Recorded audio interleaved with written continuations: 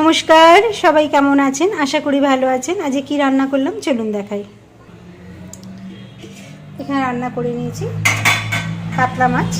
কাতলা মাছ দিয়ে মাছের ডিম ছিল, কাতলা মাছের ডিম দিয়ে মাছ দিয়ে আলু দিয়ে একটু পাতলা পাতলা ঝোল করে নিয়েছি।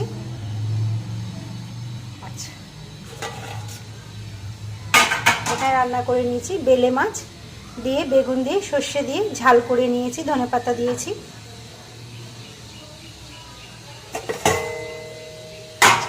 এখানে রান্না করেছি কচুর শাক, চিংড়ি মাছ দিয়ে পেঁয়াজ রসুন দিয়ে কচুর শাক করেছি। এখানে আছে আমের জলটা, সর্ষে ফোড়ন আর নুন হলুদ শুকনো লঙ্কা দিয়ে এটা করে নিয়েছি রান্না। আচ্ছা, এখানে আছে একারি ভাত, উচ্ছে সিদ্ধ রয়েছে, পেঁপে সিদ্ধ রয়েছে। ব্যাস, তাহলে আজ এই পর্যন্তই। এখানে আছে কচুর শাক চিংড়ি মাছ দিয়ে, এখানে আছে আমের জলটা, এখানে আছে বেলে মাছের ঝাল বেগুন দিয়ে, এখানে আছে কাতলা মাছ, কাতলা মাছের ডিম আলু দিয়ে ঝোল।